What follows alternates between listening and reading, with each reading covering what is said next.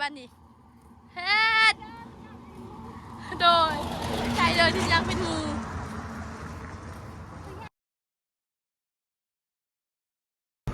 เอาพี่น้องเปิดภาพมาอีกวันนี้เนาะกะมาพบพ่อกับน้องไซคือเก่าพอดีว่าสิไปทางเพื่อนน้องจีดีน้องเลี้ยงพี่น้องแต่ไพ่น่ะยางน่ะคือคุ้นแท้น่ะคืออันนั้นน้องเรียกแท้น่ะไพ่น่ะเอ้าดีใจน้องใจมาเอ้ามาแต่ไส้นี่มาแต่วันดงไปยังไปซื้อยาไม่ได้เจ็บท้องรถเด็กกลางทางคุณปะอยู่อันนั้นอยู่ฮานน่ะโดยเอ้าไปปะอยู่บ้านดงพุ่นน่ะโอ้ยย่างมาที่บ้านดงพุ่นบ่ว้าไก่สิฮอดบ้านเลยเดี๋ยวไปจอดรถก่อนไปย่างเข้าพุ่นก่อนอ้าวพี่น้องเอากลับสบายดีเด้อสบายดี FC มาสกูทุกคนอยู่ในต่างประเทศพี่น้องยินดีต้อนรับผู้ซองน้องไซลุยคือเก่ากำลังสิไปเฮือนน้องจีดีเนาะพี่น้องจะเห็นทางกงมีกับน้องเลี้ยงเพิ่นย่างมาเอ้ยฝนก็สิตกเลยฝนก็สิตกเลยมึงให้แม่บ่ต้องขี่จะได้ก่อนนี่เข้ามาพี่ก่อนจอดเข้ามาพี่ก่อนอ้าวเข้านี่แล้วแหละเพราะว่ายันรถเลยสบายดีเด้อหน่อยอ้าวรถไปดีอีกเทื่อนึงเด้ออ้าวบ่เมื่อยบ่ยังแต่บันดกนี่บ่ญาติบ่ฝนตกนะผู้ฝนก็สิตกแหละพี่น้องเอ้ยนี่คือว่าไปขี่รถไปโดดขี่รถหาไว้แท้น่ะเอ้ยบ่ได้แบบนี้นี่นั่งมุงนี่ก่อนยืนลมกันมุงนี่ก่อนด้วยจะเอายันรถเลยลูกว่าจะไปซื้อยาเป็นบ่ซื้อแล้วบ่โดยก็อยากรู้ว่าทำไมรถเอาเป้เราปะมันหันปะอยู่หันเลยเป็นบ่มันมีเงินหนูปะอยู่ว่าถือเงินมาแม่คอยรู้เงินบ่พอเด้เงินบ่พอเนาะไอ้บ้าคือบ่เงินแท้เงินบ่พอกันเลยไปบ่ไอ้บ้าอ่ะนะไอ้บ้าไม่ขับเบิ้งเอาแล้วก็จอดมันเนาะคนกับรถเฟกกันผู้เอารถเป็นยังนะรถตินสองผู้อ้าวอัดซ้ำเลยพี่น้องเมื่อกี้เคยเห็นเขาลุยผู้เห็นจะได้ผลกินยูเอาแล้วนะอ้าวคือจะเจ้าคือกันในมูยังในมูเลยเนาะก็โดนเขาไปในเวลาพี่น้องไปย่างนะเพิ่นแม่ผู้จักเพิ่นสิไปใส่ได้ถามเพิ่นแม่สิไปใส่น่ะอ้าวขึ้นอัดซ้ำเลยขอจุฬาโอ้พี่น้องเอ้ยเอาพี่น้องลบไปแล้วอ้าว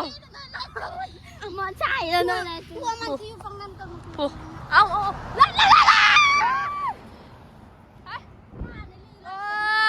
ไอ้บ่าวจนบอกหาเพิ่นมาชิจอดเฮาแล้วเนาะเลือดจนดินซอเอาอันน่ะพอเจ้าไปเอาเมียเจ้าเอาแม่อยากเอาแหวนไปเอาแม่เอาเพิ่นไปใช่น่ะยังพันมือสิเพิ่นได้น่ะยังพันมาดิปั๊บเขาในไปมีรถลายได้พี่น้องอยู่นี่เอ้ยรถเพซ้ำโอ้ยน้องเรียกว่าสิไปซื้อยาไปซื้อแล้วเนาะผู้ซื้อขนมมาพร้อมนะเอาเถอะจ้าเอาจ้าเอากินขนมพอกินทางแนวหิวข้าวบ่แมนเป็นตาอีต้นนี่เนาะกินบ่ย่านมาฝนตกนะแต่กระตาคนเลยเนาะ โดยผู้ฝนก็สิมาแหละดีแล้วเขามาน่ะ เป็นใครตื้มเนาะเนาะ เขาสิขี่ได้จะได้รถอัดฉี่ค่ะ ย่างเอาก็ได้ ย่างบ่ เนาะ คือฉันเขายุรถมีนะ จุงรถเขาจุงรถในเพิ่นยางเขามีหมูยาง คิดว่ามีมูแล้วเนาะมูเขาไปก่อน หมูไปก่อนเลยใส่หมูค่ะ มาถ่ายมูเขาเมื่อกี้ตีนจอด3 คนนะ ย่างเพิ่นมาสิจอดเบิ่งเฮาแล้วเมื่อกี้นี่เนาะพอดีรถเพิ่นตีนสอดเลยป่ะ ที่ไหนบ้างเขาให้จอดยันคิดว่าสปินมายามันหรือว่า จะบอกให้ไปเลยน้องเลี้ยงว่าไปเลยเมื่อกี้นี่ อะไรก็บอยไปเลย เอาว่าเมื่อกี้นี่นะเพิ่น เขาคิดว่าเป็น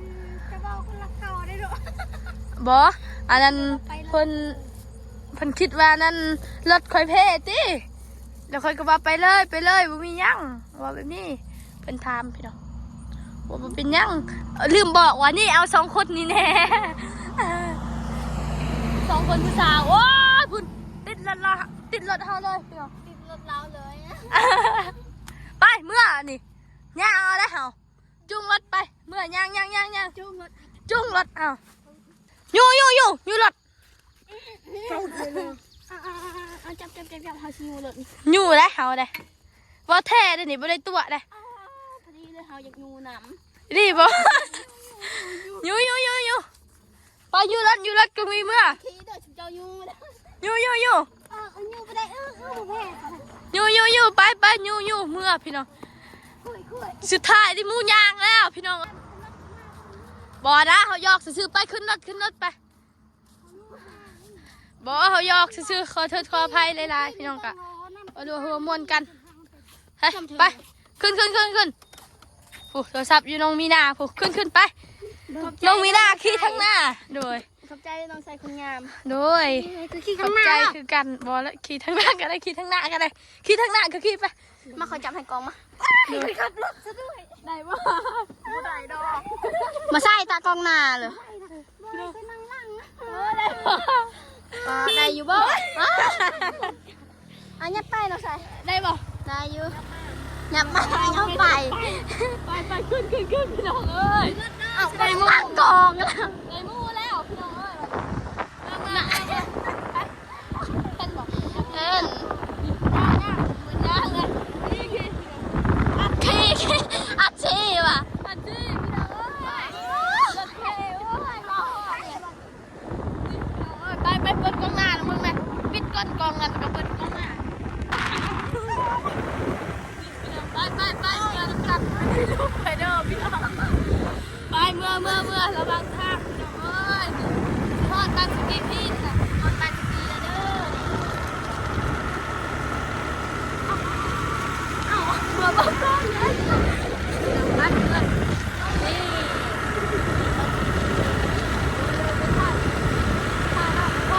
เดี๋ยวพี่น้องกันสินะถ่ายเจาะเนาะเพราะว่าเดี๋ยวนะถ่ายไล่กันยันลบพี่น้องไม่ได้ยินเสียงเนาะพี่น้องไปเมื่อน้ำกันทำน้องเลี้ยงกับกองนี่เนาะพี่น้องไปปิดก่อนก็ได้ดีได้ถือว่าเราใส่เสื้อแขนยาวนะวันหน้าวันนี้เราบรรยากาศกัน แม่หนาวนะคะฝนมันตกเลยเดียวมูเฮายางน้ำกันก็บอกให้จอดก็จอดรถแล้วเราไม่อยากขี่เนาะ งูเขาได้พี่น้องคนงูน้องเลี้ยงได้คนก็ว่ากันเอาก็ทำมางูเจ้าเขาเสียบ้าง เอาเล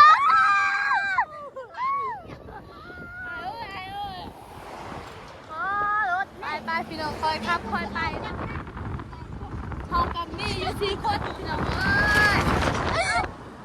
แอนเดลอ่ะน้องมีหนา ที่เราทั้งหน้าได้พี่น้อง เพราะว่ามันสีฮอดยามหนาวเลยเนาะมันก็หนาวขึ้น นี่เป็นมือวันเกิดเลยปั๊บเนาะพี่น้องไปสิไปซื้อเค้กแต่ฝนตกเนาะจักฝนจัดหรือว่าทำไมเขา มันบอกว่าเพิ่น เด็ ไม่ ก ได้ มู จัด เฮาเด็ก หมูเอาเราจอดโอ้ยเนาะ ไปพี่น้องเมื่อน้ำกัน นี่เมนบันสกีนั่น จากกีพิน สกีพี จากดี อยู่พุ่นน่ะบ้านสกีน้อย โดยอันนี้สกีพิน มีมันหาคือรถ ไปปิดก่อนพี่น้องสิได้ ฮอดเดือนสิฮอดเดือนแล้ววันนี้ฝนก็ตกเฮานี่แหละขมัง นอนเทือนเฮาก็ได้ นอนบ่ได้แหละเขายังพันหนึง แม่เจ้าดิ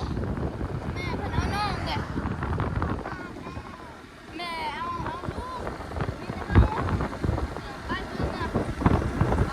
ทำอีกแล้วเฮามื้อนี้ ขอบใจเด้อที่ไปส่งเฮานะ เป็นหยังไป น้องชายใจดีที่สุดมีน้ำใจที่สุดวันกระดับเป็นวันเฮาเด้อ ไปเอา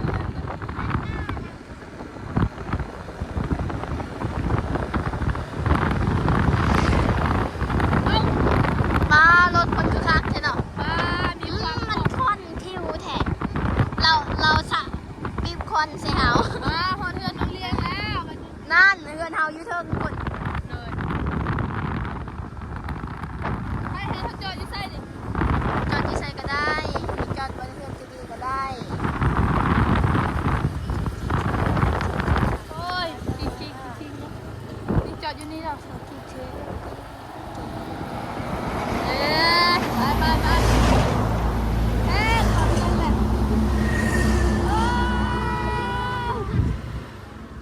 ไปลงพี่น้องลง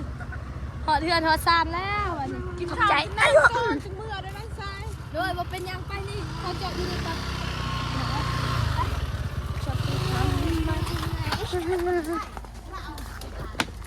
ฮะสวัสดีเด้อพี่น้อง อ้าว เฮ้ยมาให้กินเด็กน้อยขอขนมเพิ่มนะหอดเทือนเรียบร้อยพี่น้องอาบแล้วบ่น้ำในนี่ ยังบ่ทันอาบ กอกน้ำอาบ บ่มีหอนน้ำกิน เอ้าเปี้ยงคือบ่มีน้ำอาบ เอาเมียน้ำอาบ น้ำบ่ไหลบ่เลยอยู่บ่แม่นดีเลยบ่ได้อยู่รถเนาะปะอยู่บันดงมื้ออื่นไปเอามันบ่ เดินทาง โดยบ่เป็นหยัง ไปละตะกี้ไปละมอย โดยรถไผ่น่ะสิเจอขับรถแบบนี้คือกันบ่รถคลิกบ่รถสีแดงน่ะรถสุกี้นี่ซะมื้ออื่นให้สุกี้ไปไทยเด้อเนาะพี่น้องบ่แม่นหมดน้ำมันบ่ โดยว่าเพลงยังน่ะยังบ่ทันบอกเนาะมีแต่ให้เพิ่นแปลงอ้าวเฮ็ดบ่ได้เป็นยังเชยมาไปวันนี้เฮาสิเมื่อก่อนเด้อน้องเดียงเด้อ โดยเดินทางไปเด้อสบาย โดย กินข้าวก่อน บ่เป็นหยังเฮาเมื่อก่อนเด้อเอาพี่น้องก็สำหรับคลิปนี้เนาะน้องไซสิขอโตวก่อนกะมาส่งทางน้องกงมีกับน้องเดียงบ่แม่นสาวกงมีพี่น้องว่าผิดผู้เฮือนเพิ่นป้าเฮือนสิแล้วเนาะมื้อหน้าสิไปลิ้นน้ำเด้อมื้อหน้าสิพาพ่อแม่พี่น้องไปเบิ่งเฮือนทางสาวกงมีเพิ่นพี่น้องเอาก็สำหรับคลิปนี้เนาะน้องไซสิขอโตวก่อนดำลาจบคลิปพิธีเพียงส่ำนี้ก่อนพี่น้องก็สำหรับคลิปนี้น้องไซสิขอโตวไปเลยสวัสดีเด้อ สวัสดี โดยไปแล้วพี่น้อง